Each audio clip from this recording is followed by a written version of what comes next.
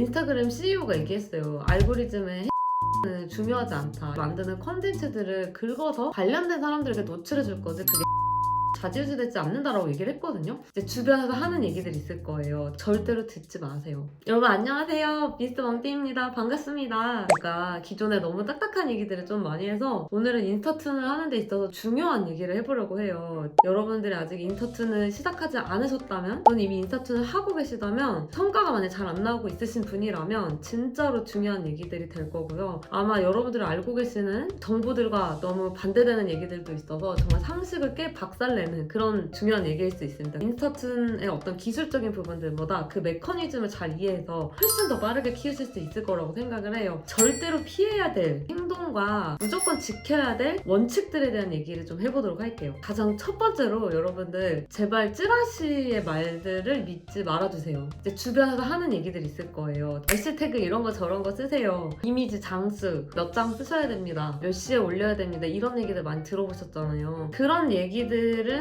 절대로 듣지 마세요. 해시태그를 저희 작가님들은 단 한 번도 사용하지 않습니다. 근데 물론 개인의 취향껏 쓰실 수 있는데 인스타그램 CEO가 얘기했어요. 알고리즘에 해시태그는 중요하지 않다. 이제부터 너희들이 만드는 컨텐츠들을 긁어서 관련된 사람들에게 노출해 줄 거지 그게 해시태그에 좌지우지되지 않는다라고 얘기를 했거든요. 근데 그럼에도 불구하고 잘못된 정보들을 주는 케이스가 진짜 많은데요. 해시태그 안 씁니다. 저는 가끔 쓸 때가 있는데요. 그냥 써요. 그게 두꺼운 글씨로 나오는 게 좋아서. 시간에 대해서도 얘기를 좀 해볼까요? 저희가 이제 운영하고 있는 채널 중에 하나에서 컨텐츠를 업로드를 했는데 그 컨텐츠가 처음에 좋아요가 100개, 200개 정도밖에 안 나왔어요. 이틀, 3일을 거쳐서 갑자기 좋아요가 빵 터지기 시작하면서 조회수 100만을 찍었습니다. 그게 바로 인스타툰인데요. 근데 누군가는 뭐 언제 올리면 좋아요? 무조건 직장인 퇴근 시간에 올려주세요. 이런 얘기 하시는데요. 새벽 4시에 올릴 때도 터질 때가 있어요. 남들이 집중할 수 있는 퇴근 시간에 올려도 안 터질 수도 있어요. 그러니까 이게 무슨 말이냐면 방법론적인 어떤 짧은 단타적인 스킬들은 전혀 먹히는 시장이 아니라는 거예요. 그럼 뭐가 중요하냐면 컨텐츠가 제일 중요해요.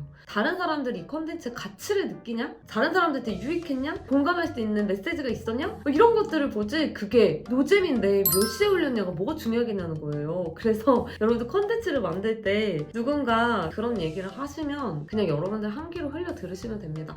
이런 찌르시 같은 말은 절대 믿지 마시고요. 나는 내가 어떻게 해야 좋은 컨텐츠를 만들 수 있을까? 이게 가장 중요합니다. 그리고 두 번째로 그림에 집착하는 거예요. 제발 그림에 집착하시면 안 됩니다. 인스타툰은 그리는 거 아닌가요? 라고 말씀을 많이 하시는데 맞죠. 그리는 거 맞습니다. 근데 인스타툰에 쓰이고 있는 대부분의 캐릭터는 그 역할이 뭐냐면 이 캐릭터가 어떤 이야기를 들려주냐에 따라서 이 캐릭터에 대한 호감도가 달라집니다. 그래서 내가 무슨 얘기를 들려줄 건지 정보를 담을 건지가 훨씬 더 중요하다는 거예요. 여러분 만약에 제가 외눈박이 도깨비 이렇게 그려가지고 눈 띵띵 이렇게 그렸다고 쳐볼게요. 근데 그 캐릭터가 진짜 의미 있는 얘기를 해줘. 막 예를 들면은 남자친구랑 헤어졌는데 이 글만 10번 읽으면 잊을 수 있어. 그걸 외눈박이 도깨비가 얘기를 해줘. 그러면 그 내용이 너무 좋으면 그 외눈박이 도깨비한테 호감이 올라간다니까요. 근데 많은 분들이 콘텐츠가 안 터지면 내가 그린 그림에 문제가 있어서 내가 그린 캐릭터가 아쉬워서라고 생각해서 그 그림의 완성도를 올리는데 집착합니다. 근데 여러분 이게 틀렸다는 거예요. 틀렸다는 거. 왜 그러냐면 인스타툰에서 우리가 먹히는 잘 나가는 캐릭터들 보잖아요. 너무 귀엽고 보기만 해도 털이 바짝바짝 셀 것 같은 어떤 그런 귀여운 캐릭터들도 있지만 진짜 중요한 것은 캐릭터가 어떤 얘기를 해서 어떤 사람들이 관심 있게 만들 거냐가 진짜 중요합니다. 그리고 심지어 하찮고 못생길수록 훨씬 더 좋아요. 그 사람의 어설픈 그림체가 반전 효과를 주는 거예요.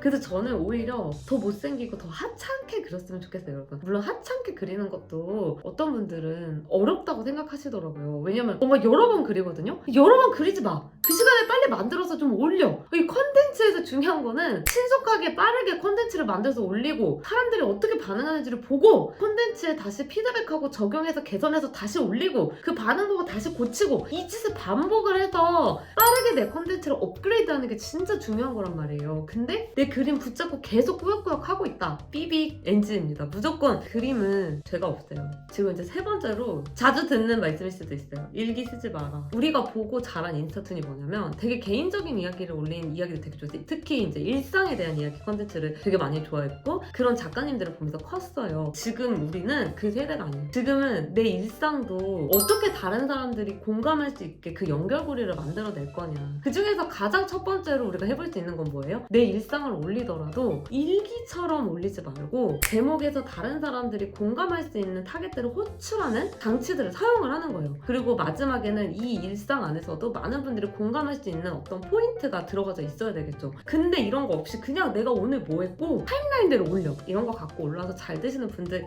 가끔 가서 있으시죠. 있는데 그런 사람들은 제가 늘 말씀드리지만 풀어내는 방식이 너무 천재적인 분들인 거예요. 그냥 스토리텔링 능력을 갖추고 계신 분들인 거죠. 그래서 원래 스토리 작가였던 분들, 웹툰 작가님들 그런 분들의 이야기랑 나의 평범한 일상이랑 붙었을 때 결과가 어떻게 되겠어요. 그죠? 다른 사람들이 내 일상 안에서도 공감하게 만들어야 됩니다. 그래서 풀어내는 걸 그냥 일기 형식으로 서사 형식으로 시간 순서대로 나열하듯이 적지 마세요. 아시겠죠? 이거 너무 중요한 포인트예요. 네 번째로 여러분들이 자꾸 컨텐츠를 만들 때 몇 개 안 올리시고 인터툰 지금 너무 경쟁자가 많은 거 아닌가요? 라고 많이들 하시는데 모든 SNS에서 성장의 방식은 다 똑같습니다. 어떻게 되는 줄 아세요? 컨텐츠를 만들고 이 컨텐츠를 대중이 피드백을 합니다. 조태공으로 피드백해요. 만약에 노잼이었지? 아무런 반응을 주지 않아요. 그래서 컨텐츠를 내가 만들고 업로드를 하고 그리고 나서 사람들의 반응을 보고 보완하고 고치고 업그레이드하면서 여러분들이 성장하시는 건데요. 이제 많은 분들이 이 과정에서 몇 개 올리지 않은 상태에서 갑자기 그만둡니다. 저희 수강생분 중에 한 분이 컨텐츠 되게 열심히 만들었어요. 근데 반응이 그냥 그랬거든요. 되게 열심히 하시고 꾸준히 하시니까 어떤 컨텐츠 한 방이 대박이 터져버렸어요. 대박 터지고 나서 지금 팔로워가 1.1만 명으로 2주 만에 그냥 고공 점프해버렸어요. 원래 2,000명 정도 있으셨던 분이거든요. 자, 여러분 있잖아요. 이게 무슨 말이냐면 여러분들의 컨텐츠가 안 터지는 이유는 여러분들이 많이 안 만들어서 그래요. 그러니까 꾸준히 하지 않아서 그래요. 그래서 여러분들 아까 제가 말씀드린 그림 스킬, 알고리즘 지금 이런 게 문제가 아니라니까요. 여러분들이 이 컨텐츠를 하실 때는 꾸준히 일주일에 2개, 3개씩은 두세 달은 무조건 한다라는 마음으로 하셔야 돼요. 저희 1만이 넘는 작가들이 진짜 많은데 그 작가님들이 전부 다 물량이 많아요. 힘든 시간을 이겨냈다는 거예요. 그냥 아무것도 안 하고 컨텐츠 그냥 올렸는데 5개에서 빵 터져가지고 팔로워 5,000명 넘고 10,000명 돼가지고 갑자기 광고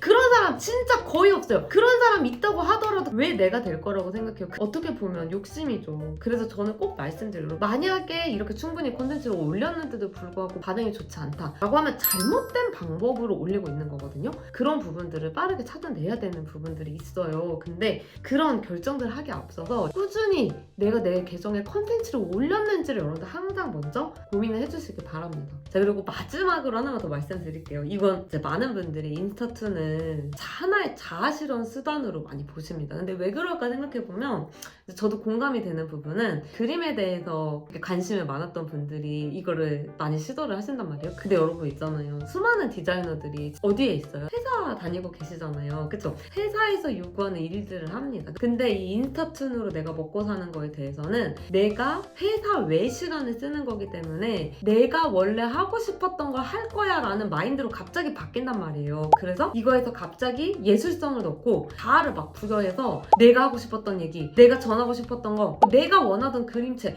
이런 걸 막 넣기 시작하는 거예요. 어느 순간에 성장하실 거예요? 저는 수많은 작가님들이 인스타툰을 하는 데 있어서 본인의 자아도 실현하는 하나의 수단도 되지만 이런 마케팅적인 방식들을 잘 배워서 나의 하나의 비즈니스, 나의 하나의 잡이라고 생각을 하시고 단순히 나의 자아 실현 수단이 아니라 다른 사람들을 상대하는 콘텐츠이기 때문에 다른 사람들에게 의미가 있는 그런 시선과 그런 포지션 안에서 여러분들이 콘텐츠를 만드셔야 여러분들이 훨씬 더 비즈니스적인 어떤 성과를 빨리 맛볼 수가 있어요. 여러분 비즈니스적인 성과라고 하면 뭔지 아세요? 돈 버는 거예요. 저 같은 경우는 마케터가 본업이다 보니까 마케팅적으로 접근을 하고 사람들이 어떤 콘텐츠들을 좋아하는지를 알고 있고 그런 것들을 어떻게 덩어리를 키워가고 팔로워를 빨리 늘릴까 이런 것들을 다 알고 있는 마케팅적인 기법들이 적용돼서 저의 계정을 빠르게 키운 거잖아요. 이제 이렇게 키워가는 사람들이 훨씬 더 많아질 거라는 거예요. 왜? 콘텐츠를 만든다는 거를 단순히 자아실현 수단으로만 보는 게 아니라 하나의 사업으로 생각하기 때문이 하나의 일로 생각하기 생각하기 때문에 회사에서 하는 일보다는 더 재밌고 주체성을 갖고 있는 일이라고 생각하시는 분들 있잖아요. 그런 분들이 진짜 빠르게 성장합니다. 그런 분들이 지금 싹 다 돈 벌고 있어요. 여러분들이 하고 싶은 대로 하지 말라는 게 아니라 여러분들이 이 마케팅 씬을 모르고 SNS 컨텐츠 씬을 모르고 계시는 분들이 훨씬 더 많을 거잖아요. 이게 하나의 먹고 사는 수단이 되게 하려면 전략적인 접근도 해보실 필요가 있다라는 말씀을 드리고 싶었던 거예요. 제 계정으로 메타에 초대받아서 다녀왔는데요. 메타에서 마케터 인스타툰 계정을 의미 있게 보고 초대를 해주셨다고 하더라고요. 근데 저는 그게 너무 기뻤어요. 저한테 오는 메타라는 큰 회사가 참여할 수 있는 기회를 주고 이런 저를 알아봐주는 거는 결국은 제가 마케터라는 포지션 안에서 컨텐츠들을 꾸준히 발행했기 때문에 기회들이 저한테 찾아온 거잖아요. 그래서 돈 잘 버는 크리에이터적인 사고방식을 가지고 하나의 SNS 마케팅 씬으로 보시고 여러분들이 접근하실수록